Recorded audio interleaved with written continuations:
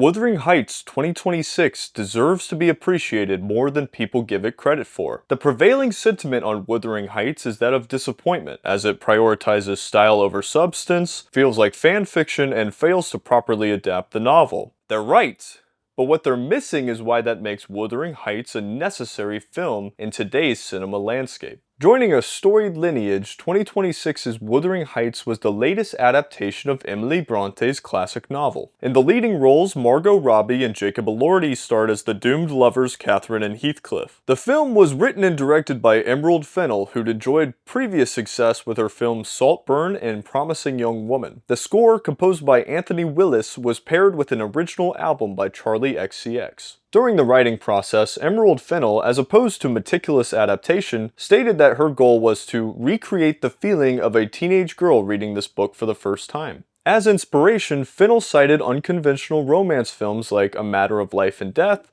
The Night Porter, and Romance. Throughout production, Fennell maintained her freewheeling attitude toward the source material.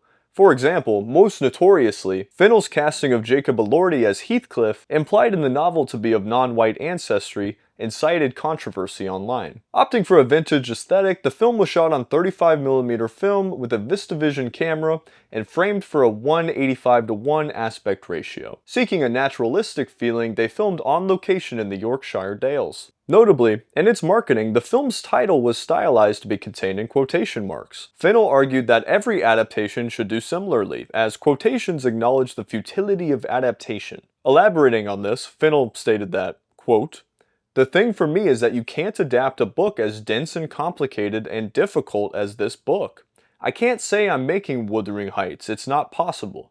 What I can say is that I'm making a version of it." On the eve of Valentine's Day, Wuthering Heights was released to a generally lukewarm reception.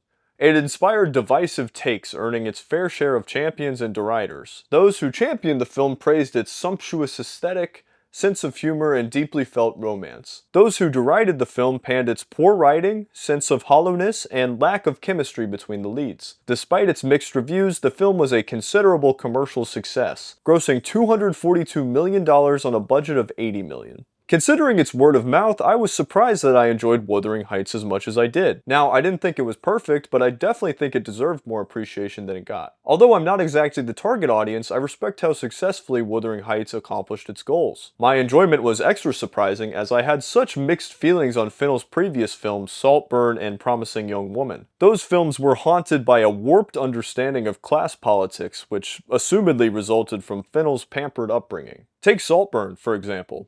Spoilers. Where the ending twist is that the impoverished protagonist was evil all along. Granted, a twist like this can work, but the film feels like it's saying that he's evil because he's poor. This was the message of Saltburn.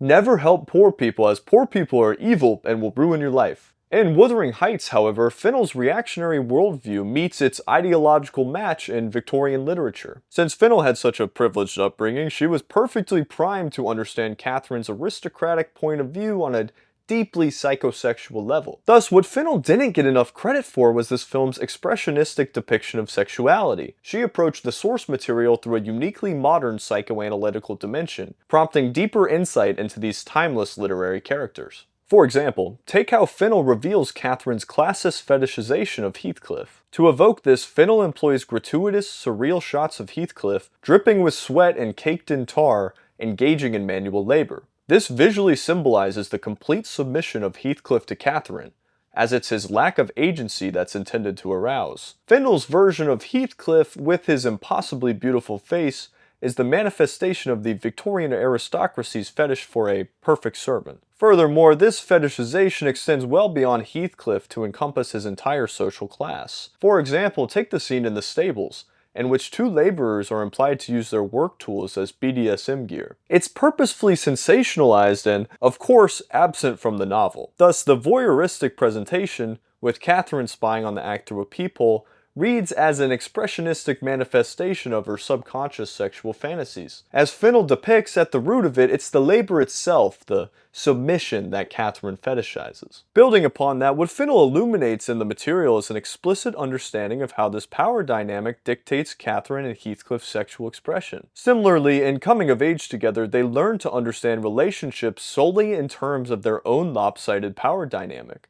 Regarding Catherine, this manifests in her marriage to Edgar. From Edgar, she seemingly receives little to no sexual pleasure, behaving passively and letting Edgar take the lead. Fennell seems to be saying that, without a servant to boss around, Catherine can't get aroused. Regarding Heathcliff, this manifests in how he commands his wife Isabella around like a dog, forcing her to stay on her hands and knees and obey commands. At first, this distinctively, regrettably modern puppy play comes off as cheap shock value, a purposeful affront to literary snobs. This scene probes deeper, though, as it visually represents the psychological consequences of Heathcliff's fetishization. He rebels against Catherine in the only way he knows how, reversing his traumatic submission into willful domination. And the only thing that allows him to do this, due to his internalized classism, is that he's now in her social class. This immense liberty taken with the source material is justified, as its expressionism adds a deeper layer of insight into Heathcliff's state of mind. Furthermore, Wuthering Heights' frank exploration of sexuality and overwhelmingly horny atmosphere is not just commendable,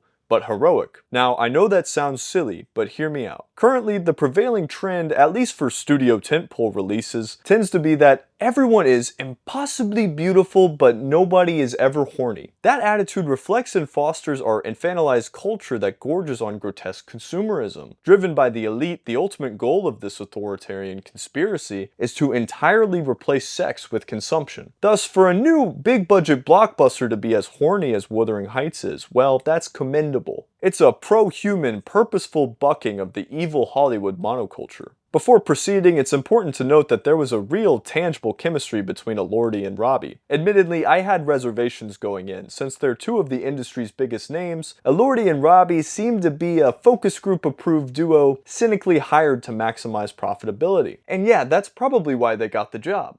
That said, it'd be mistaken for people to write the film off for this, as it ultimately didn't matter. Romance films live or die based on their lead's chemistry, and to my surprise, Robbie and Elordi really delivered. Looking back, something that helped to ease viewers into this cursed duo was to open the film with their child actor counterparts. These kids did an excellent job grounding the story and making these characters feel like real people right up front. So by the time they're replaced by Robbie and Elordi, viewers are able to see the characters, not the stars. Throughout Wuthering Heights, Fennell consistently employs distancing devices to poke holes in the illusory 19th century setting and declare the film's willful resistance to exact adaptation. Whereas the puppy play scene is the most glaringly obvious distancing device, the Charlie XCX soundtrack is the most effective. The clashing of Charlie's contemporary music against the lush period detail creates the ideal formal dichotomy. It perfectly represents Fennell's vision of Victorian literature as teenage fanfiction. This blending of high with low culture and history with the present is reminiscent of Sofia Coppola's Marie Antoinette. Similarly to Coppola, despite the heavy subject matter,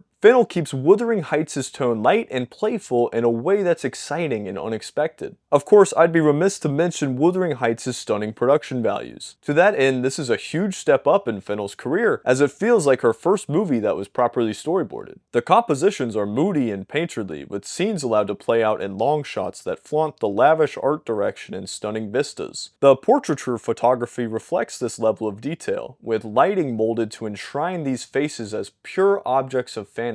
Feeling similarly fantastical, the saturated colors pop in ways that occasionally border on surreal. Complementing all of this is the tasteful film grain, which grounds the whole affair with a dignified and necessary human touch. Taken all together, in this era of low-contrast raw footage and Netflix lighting, any new blockbuster looking this good deserves to be appreciated. More than anything, the hanging scene reveals the Rosetta Stone for appreciating Wuthering Heights. Based on the marketing, viewers went in expecting a steamy, sultry romance with hot people fucking. Fennell, playing into those expectations, begins the opening credits with a sparse soundscape of moaning and leathery squeaks layered over them. This creates the impression, since nothing is seen, that an individual is experiencing sexual pleasure. So, by cutting to reveal these sounds coming from a hanging instead, Fennell immediately accomplished a few things. She humorously subverted audience expectations, visually asserted her psychosexual angle, and boldly declared the film's lack of fealty to the novel. Here, to elaborate on the psychosexual angle,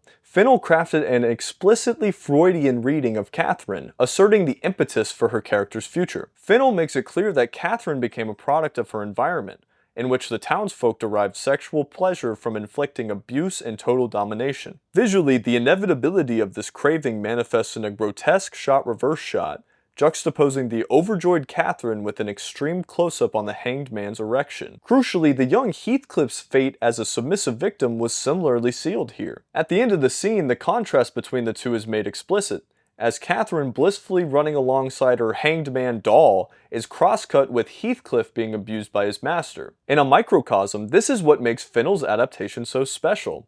Although probably accidental, she exposed the cruel intersection of class and sexuality at the heart of Wuthering Heights. In the interest of a counter-argument that's representative of the film's reception, detractors claim that, overall, Wuthering Heights is hollow and disappointing. They recognize the beautiful presentation, sure, but say that beautiful gowns aren't enough to justify a movie's existence. In other words, it's the usual style over substance argument. Following that thread, detractors single out the writing. They recognize its intent as self-aware fanfiction, yet argue that a serious adaptation of the novel would have made for a better film. This is because when wantonly treated as fanfiction, the source material loses its punch and the characters feel inauthentic, more like dolls than real people. Taken all together, detractors consider these to be symptomatic of a larger overarching issue, that the film, despite its undeniable stylistic flourishes, is empty and soulless. They claim it's utterly devoid of the swooning romance, complex characterizations, and gravely serious tone required to make a successful Wuthering Heights adaptation. In response, I actually generally agree with that assessment, but before I explain why, I should explain that I haven't read the novel or seen any of the other Wuthering Heights adaptations. If I had, then it's entirely possible that I could have had a less positive experience with the film. In fact, after hearing of them, I did wish that certain aspects of the novel, like Heathcliff burying himself next to Catherine, had been incorporated into the film. However, my lack of preconceptions going in was advantageous, as it allowed me to objectively assess the film itself for what it was. With that out of the way, Fennell's fan-fictionalization of Wuthering Heights is defensible, as it's clearly catering to a younger demographic. As opposed to a crotchety, old-fashioned adaptation, this serves as a welcoming introduction to classic literature for young people, gently encouraging them to seek out the novel for themselves. A goal like this, in a time where American youth literacy is at an all-time low, is remarkably admirable. To that end, a faithful retelling could have been better, but Fennell's populist version is more necessary. Of course, this raises the issue of having something so horny be geared to younger audiences, and there's really no defense for that. It's gross. I guess really all I can say is, whatever it takes to get the kids to read. To address the allegations of style over substance, I completely disagree with that assessment. As I discussed earlier, Fennell's version, whether you like it or not, is brimming with psychological and sociological complexity. Thus, writing it off as unworthy of critical analysis is intellectually dishonest. Granted, I know detractors would find that stance unconvincing, so let's imagine that the film was all style over substance. So what if it was? Using style over substance as a pejorative is lazy, ungrateful, and dangerous. The formal qualities that said style refers to, cinematography, music, art direction, etc., are what film, by merging these all together, uniquely does best. Thus, an abundance of style should be laudatory, not derogatory. Doing otherwise signals that what audiences actually crave is a lack of style. This is one of the contributing factors to the current state of the film industry, in which everything looks like a sitcom. Therefore, critiquing films as style over substance should be avoided at all costs. Naturally, this leads to the elephant in the room, the alleged emptiness of Fennell's version. Wuthering Heights is vile, cynical, and reprehensibly fetishistic. This should be appreciated, however, as it serves as a timeless indictment of class-based cruelty. A story like this dealing with exploitation and coercion shouldn't be warm and fuzzy. That said, this only works so well because of the chemistry between Elordi and Robbie. Now, I understand that this is subjective, as their lack of chemistry is cited as a major criticism, but I simply disagree. Their raw, deeply felt chemistry contrasting against the hollow callousness at the film's center is what makes it so interesting.